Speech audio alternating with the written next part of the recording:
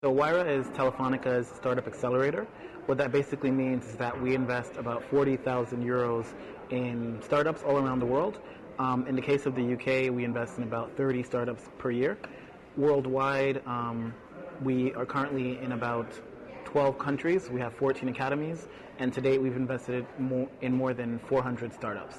So that basically means that Telefonica wants to understand what are going to be the digital trends, products, and services of the future, and Wayra is a way to kind of make sure that we're working with entrepreneurs to develop the future together.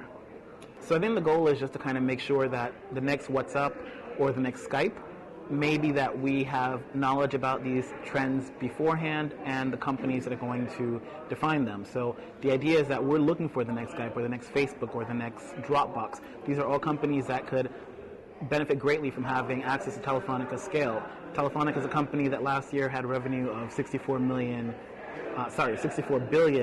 euros. We have more than 300 million customers around the world. So a lot of startups, they may have great ideas, but what they don't have is access to customers and the resources to kind of really develop the relationships. We do have them.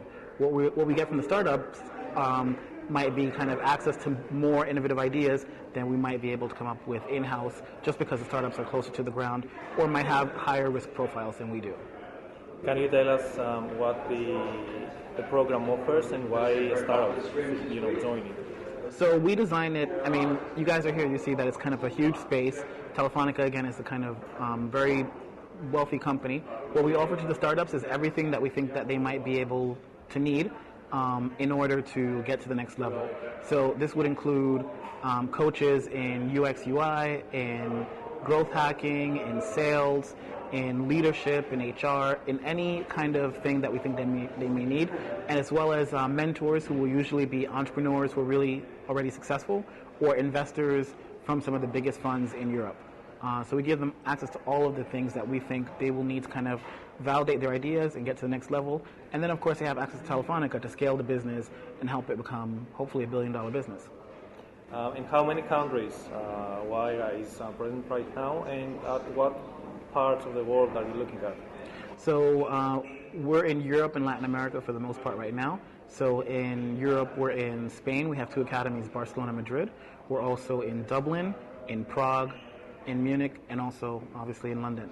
And in Latin America, we're in Brazil, Argentina, Chile, Peru, Mexico, and Venezuela. I'm Nick, and I'm the founder and director of the Busking Project. The Busking Project is a social network for street performers where we give them tools to deal with 21st century problems. So we're going towards a cashless society, so we give them a way of getting digital donations in the street. The CD is dying, so we're giving them a way of selling their music straight to people's phones.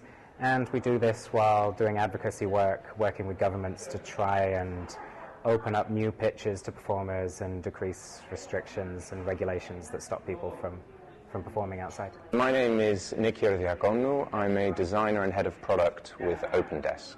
What we do is offer design furniture that can be made locally all around the world. So we're a web platform which connects effectively designers in different countries around the world, makers who are local to wherever the consumer is, and consumers who want to buy design products. And then we leverage what's called digital fabrication, so basically robotic machines that can produce, in our case, timber, mainly furniture or laminate materials, using effectively computer-controlled drills. So we host digital files on an online platform, and when someone wants something made, we make sure that a maker close to them with the necessary technology has access to those files to produce their products for them. So we've been here for 4 months, and when I came in, I was the sole member of a pre-product, pre-revenue team. I had no idea what I was doing, very little experience in business, and now I am the head of a team of 5 people. I have an accountant and a lawyer, and I have some idea of how we're going to make money in the future, and without all the contact and advice that I've gotten here, I would still probably be sitting on my brother's couch with a big dream and nothing really to show for it. So We decided to join Wayra originally because we thought there'd be huge benefits to being around other startups, but also to having the access that Wayra could afford to mentorship and to investment opportunities and generally to all the sort of facilities that are offered. We've generally spent the last few months working here trying to really hone exactly the direction of our business and the way that we want to be sort of selling products to our customers. It's actually been during the period of time we've been at Wayra that we've raised our seed round of funding, for which we partly went with a crowdfunding approach. And so we were able to host a sort of crowd campaign and raise money from a community of backers. And generally, whilst we've been at Wayra, we've had a lot of support in the form of one-to-one mentorships and also some of the sort of guest speakers and events that have been hosted here, which help startups, I think, to find their direction and get the steer and the support they need to get funded. You have worked in Wayra Academies in Spain, and right now you're running the Wayra Academy here in London. What are the differences you are identifying between those two, startup communities or ecosystems?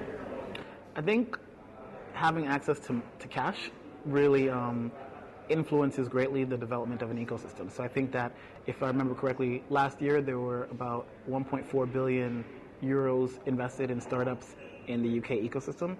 In Spain, for example, that number was something like 154 million. So literally 10 times more money invested in startups here. So it's easier for a startup maybe to get access to funding, definitely to the Series A funding and maybe even to a Series B funding, whereas maybe in other countries, even getting access to that first €1 million in financing can be difficult. So I think you see a much more competitive landscape here because startups from all around Europe and all around the world, we even have some teams from the US, are coming here because it's an attractive market with a lot of money and fairly ahead technologically speaking. I think there's a culture in London of support for young people with ideas, which is very rich, and it goes all the way through from just kind of community level support and networking through to actual investment. I would have no idea about the startup ecosystem, and all I know is that I seem to be surrounded by people. Every time I've had a problem,